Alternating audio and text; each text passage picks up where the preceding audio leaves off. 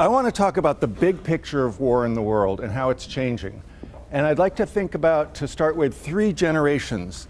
My parents' generation, who lived through World War II, my generation, I lived through the Vietnam War, didn't fight there, but that was my era, and then my children who have lived through the wars since 9/11.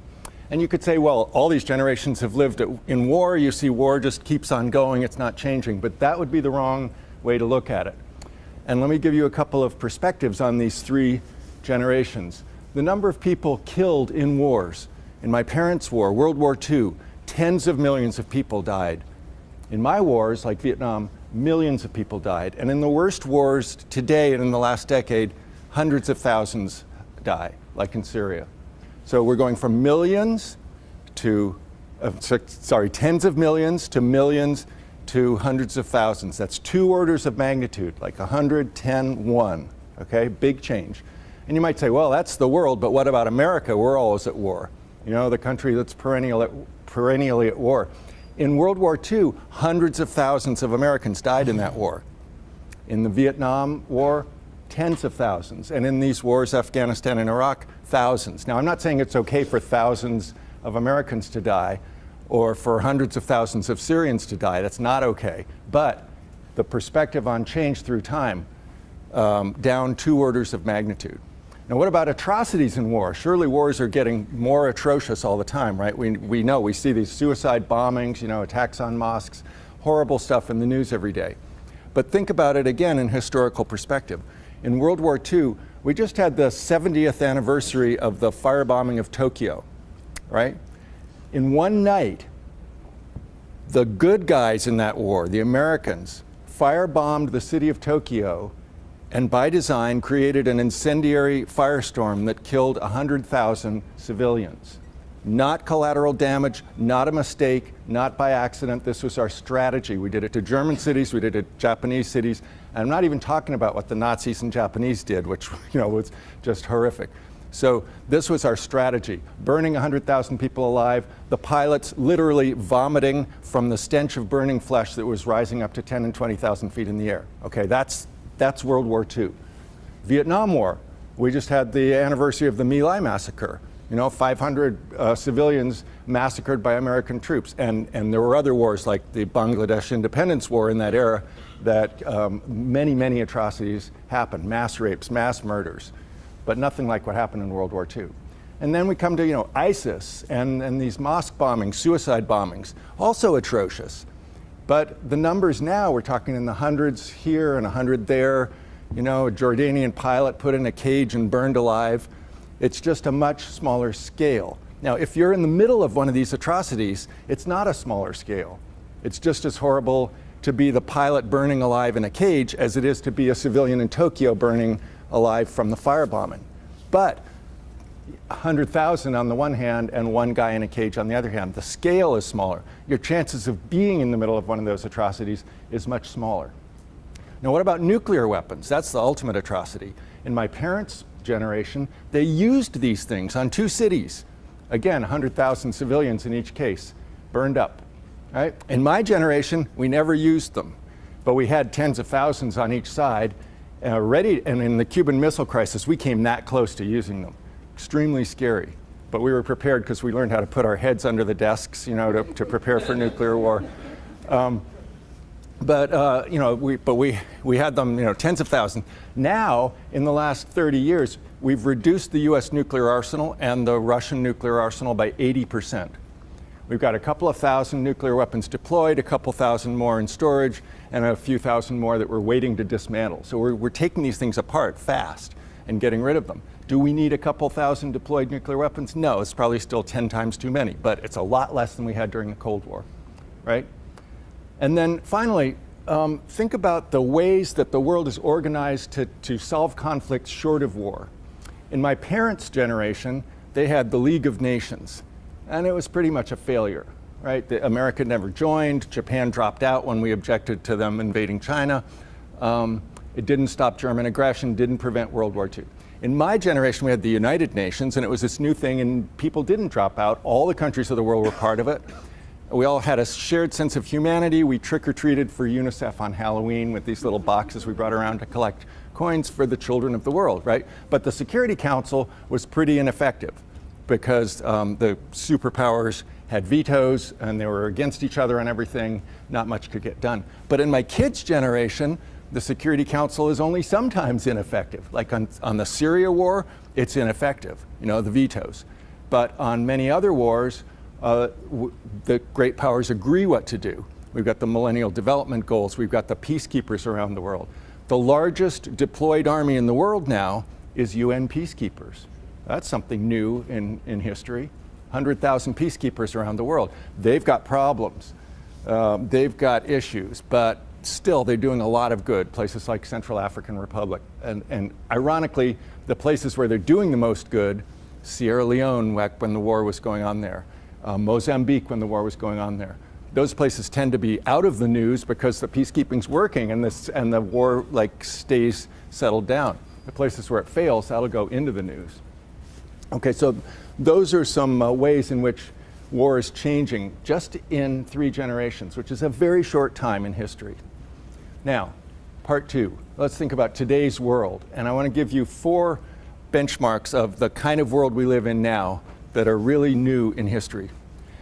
First benchmark is, suppose we tried to measure changes in war up and down, like how many people are dying in wars year to year.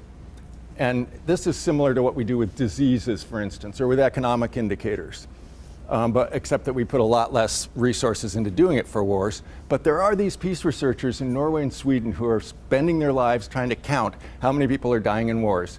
They call it battle deaths, which is not the indirect effects of war, but people killed in wars, civilians and military, directly killed by violence.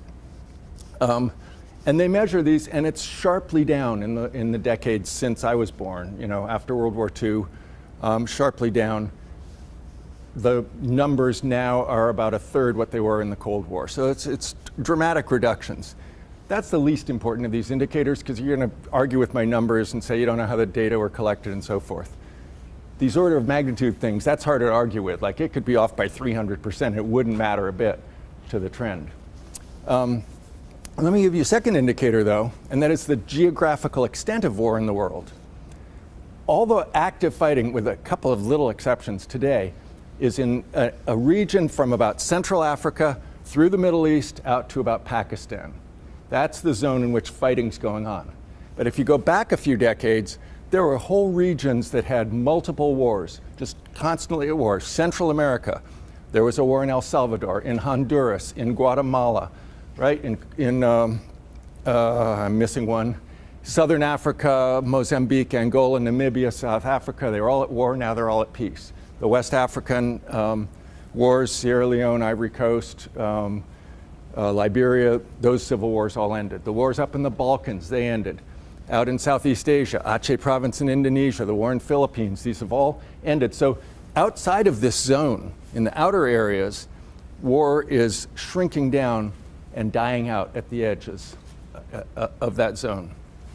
I have a textbook, International Relations, with a map of where the wars are in the world. So I didn't come to this out of any great theory. I was updating this textbook for the last 20 years, and I started to notice this map. The thing is shrinking down. It's like a cancer going into remission. So that's a good sign. The third indicator, and this one is really unique historically, is the rising power that didn't get there by using war, and that's China. So every rising power, great power in the world, has gotten to great power status through violence. But China has risen to great power status with a self-conscious strategy of peaceful rise. And is that just rhetoric? No. China hasn't fought a single military battle in 25 years, which, by the way, no other great power can say, certainly not the United States, right? So here's a country that's rising by getting legitimacy for the leadership by delivering prosperity to its people. That's their source of legitimacy. And it used to be that you got prosperity by going and conquering territory and taxing agriculture or something. That's not how you do it anymore. Now it's through trade, right? Globalization, trade, that's what China's doing. And the moment China goes into a war, it's going to shut down the trade, and they're going to lose their prosperity, and they're going to lose their legitimacy, and they are not going there, right? So here's a great power, peaceful rise, completely new in history. Now, the fourth indicator is the most important one of all, and it has to do with states fighting each other, interstate war. Throughout history, the most destructive, most deadly wars have been state versus state. We have state armies, regular uniformed armies around the world with 20 million soldiers. Several million of them are combat-trained soldiers. That's a lot of combat soldiers. They have tanks, they have airplanes, they have submarines, artillery, bayonets, everything you could think of. And historically, several of these would be fighting each other at a time, at any given time. But today's world, none of them are fighting each other. Little skirmishes, little exceptions almost. Thailand and Cambodia, North and South Korea, Israel and Lebanon, sort of little flare-ups, a few dozen people might get killed, but then it stops. It does not turn into the head-to-head. India versus Pakistan, Iran versus Iraq, these wars that are just incredibly destructive, head-to-head interstate wars. So we're sweeping away that whole category of war. The last one was 12 years ago. It was when the US invaded Iraq. And how did that work out for us, right? And along with that category of interstate war not happening anymore, there are whole types of warfare that are also just going off the table. Tank battles. When was the last time there was a tank battle in the world? 12 years ago when we invaded Iraq. We have a lot of tanks. We spend a tremendous amount of money on tanks. We train with tanks. Boy, are we ready for a tank battle. But we can't find one anymore. It's not how people get ahead in the world anymore with tank battles. The last naval battle in the world was more than 25 years ago. So, we've all got these navies, they're out there eyeing each other, but they're not fighting anymore. So that's an incredibly important change in the world. Part 3, backsliding. So everything I just told you about 5 years ago went into reverse gear. We came down 2 orders of magnitude and we're slightly up from there. So I don't want to overstate it, but it's worrisome. I don't think there's anything inevitable about the trend toward peace, that we're going to just eliminate war and have peace because it's been the trend in the past. And in the last 5 years, the battle data from the Norwegian and Swede peace researchers creeping back up again, right? Not up to the Cold War levels yet, but definitely going the wrong direction year from year. Okay, the spread of war.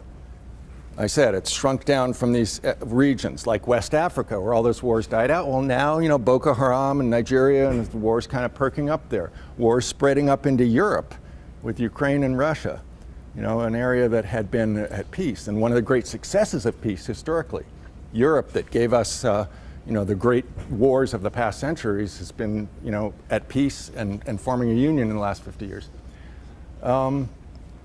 China, still not fighting a battle, but there's been, aggressive maneuvering going on about these island disputes and so forth. I'm a little worried about that.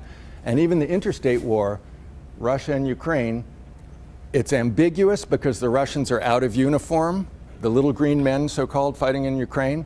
But there it is, Russian military units crossing a border and engaging Ukrainian military units, and that's scary. And then the Crimean Peninsula, taken by force from one UN member and annexed to another UN member. That hasn't happened since World War II days. So that's worrisome. So we're backsliding on a lot of these.